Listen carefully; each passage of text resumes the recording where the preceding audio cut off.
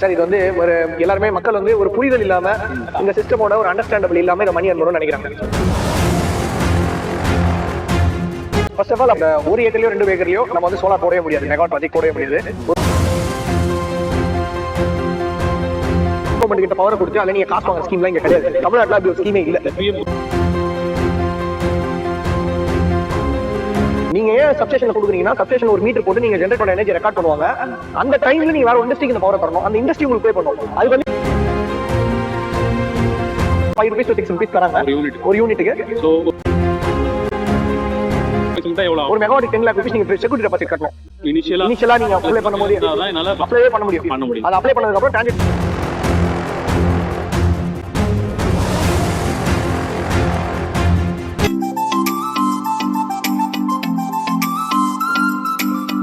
சிலர் கால் பண்ணி என்கிட்ட 1 ஏக்கர் இருக்கு 2 ஏக்கர் இருக்கு சோலார் போட்டு நான் வந்து மணி ஏர்ன் பண்ணணும் அப்படின்னு சிம்பிளா ஒரு லேமன் வேலை கேள்வி கேட்கறாங்க. ஆக்சுவலி இந்த மாதிரி மெகாவாட் ப்ராஜெக்ட்ஸ் பண்ணணும்னா அதுக்கு என்ன கிரைட்டீரியா? சும்மா ஷார்ட் அண்ட் ஸ்வீட்டா. ஃபர்ஸ்ட் ஆஃப் ஆல் அந்த ஒரு ஏக்கர்லயோ 2 ஏக்கர்லயோ நம்ம வந்து சோலார் போடவே முடியாது, மெகாவாட் ப்ராஜெக்ட் போடவே முடியாது. ஒரு மெகாவாட் போனா நமக்கு மினிமம் 3 ஏக்கர்ஸ் வேணும். அதே மாதிரி தம் ரூல் ஒரு மெகாவாட் வந்து 3 இயர்ஸ்ன்ற தம் ரூல்.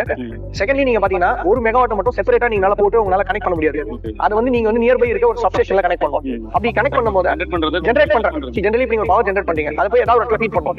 அது நீங்க பக்கத்துல இருந்து போய் ஒரு டிரான்ஸ்மிஷன் லைன் போது ஒரு 11 kV லைன் போது அங்க கனெக்ட் பண்ணா அந்த டிரான்ஸ்மிஷன் பவர் அது போகாது. நீங்க அதுக்காக எடுத்து போய் டிரான்ஸ்ஃபார்மர்ல கனெக்ட் பண்ணணும். அது வந்து ஒரு நியர்பை சப்ஸ்டேஷனா இருக்கும். இந்த டிரான்ஸ்ஃபார்மர் செட்டப் வந்து பாத்தீங்கன்னா எக்ஸிஸ்டிங் EB-யோட செட்டப்ல தான் இன்ஃப்ராஸ்ட்ரக்சர்ல தான் இருக்கும்.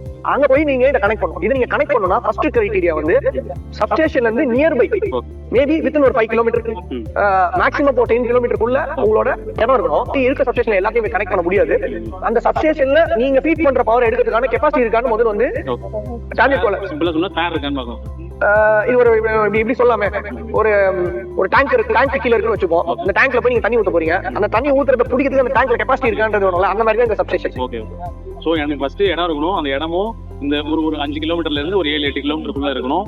அந்த நம்ம ஜெனரேட் பண்ற எனர்ஜியை அது கேப்பபிளா இருக்கணும். ஆக்சுவலி நம்ம கனெக்ட் பண்ற இடம் வந்து நம்ம கனெக்ட் பண்ற பவரை டிரான்ஸ்மிட் பண்ற அளவுக்கு அதுல ஸ்பேஸ் இருக்கும். இப்போ மணி ஏர்ன் பண்ணலாம்னு சொல்றாங்கல்ல, அது எப்படி மணி ஏர்ன் பண்றதுன்னா சரி ஓகே சோலார் போட்டாச்சு, இடம் நான் எப்படியோ இடம் பிடிச்சிட்டேன்னு வைங்க, இடத்த வாங்கியாச்சு, அதுல எப்படி மணி ஏர்ன் பண்றதுன்னா எப்படி? சார் இது வந்து ஒரு எல்லாருமே மக்கள் வந்து ஒரு புரிதல் இல்லாம இந்த சிஸ்டமோட ஒரு அண்டர்ஸ்டாண்டபிள் இல்லாம இதை மணி ஏர்ன் பண்ணணும்னு நினைக்கிறாங்க. நீங்க பவரை ஜெனரேட் பண்ணி ஸ்டேட் கவர்மெண்ட் கிட்ட பவரை கொடுத்து அதுல நீங்க காசு வாங்க ஸ்கீம்லாம் இங்க கிடையாது. தமிழ்நாட்டுல அப்படி ஒரு ஸ்கீமே இல்ல. அதெல்லாம் தமிழ்நாட்டுல வரவே இல்லை. இது வரைக்கும் ஒரு ப்ராஜெக்ட் கூட இது நடந்ததே கிடையாது. இன்னைக்கு இல்ல, மேபி ஃபியூச்சர்ல வரலாம். ஆனா இன்னைக்கு அது கிடையாது. ஃபர்ஸ்ட் ஆஃப் ஆல் செகண்ட் வந்து பாத்தீங்கன்னா ஜெனரேட் ஆகிற பவரை நீங்க டார்கெட் கொடுத்தா டார்கெட் உங்களுக்கு காசு தராது. அந்த பவரை வேற ஒரு சப்ஸ்டேஷன்லயோ வேற ஒரு இண்டஸ்ட்ரியோ வேற ஒரு இண்டஸ்ட்ரியல் கமர்ஷியல் பில்டிங் யாரோ ஒரு கன்சூமர் வந்து அந்த பவரை வாங்கணும். அவங்களோட நீங்க அக்ரிமெண்ட் பண்ணணும். நீங்க ஏன் சப்ஸ்டேஷன்ல கொடுக்குறீங்கன்னா சப்ஸ்டேஷன் ஒரு மீட்டர் போட்டு நீங்க ஜெனரேட் பண்ண எனர்ஜி ரெக்கார்ட் பண்ணுவாங்க. அந்த டைம்ல நீங்க வேற இண்டஸ்ட்ரிக்கு இந்த பவரை தரணும். அந்த இண்டஸ்ட்ரி உங்களுக்கு பே பண்ணணும். அது வந்து தேர்ட் பார்ட்டி விக்கணும். தேர்ட் பார்ட்டி விக்கணும். தேர்ட் பார்ட்டி நீங்க டார்கெட் சேர்ந்து ஒரு அக்ரிமெண்ட் சைன் பண்ணிக்கணும். PPA சைன் பண்ணிக்கணும். அந்த பார்ட்டிக்கு விக்கிறதுக்கு அந்த பார்ட்டி உங்களுக்கு பே பண்ணணும். அந்த இன்ஃப்ராஸ்ட்ரக்சர் யூஸ் பண்றதுக்கு டார்கெட் நீங்க பே பண்ணணும். So it is completely a system. It is not just ஒரு பவர் போட்டோம் பவர் எடுத்து கனெக்ட் பண்ற ரெசிடென்ஷியல் கனெக்ட் பண்ண மாதிரி எக்ஸஸ் பவர் போது 3 ரூபாய் 20 பைசா கொடுப்பாங்கன்றது கிடையாது. கமர்ஷியல் மாதிரி கிடையாது. இல்ல யூனிட் எவ்வளவு sir depends upon sir customer பொறுத்து அப்ராக்ஸிமேட்டா 5 rupees to 6 rupees தராங்க ஒரு யூனிட்டுக்கு. சோ ஒரு மெகாவாட் போடுறோம் வைங்களா, அதுக்கு அப்ராக்ஸிமேட்டா எவ்வளவு பட்ஜெட் செலவாகும்? 6 crores ஆகும். 6 கோடி ஆகும். 6 கோடி அவங்க இன்வெஸ்ட் பண்றாங்கன்னா அவங்க ரிட்டர்ன் எடுக்கிறதுக்கு எவ்வளவு நாள் ஆகும்? 8 ல இருந்து 9 வருஷம் ஆகும். 8 to 9 years. 8 to 9 years ஆகும்.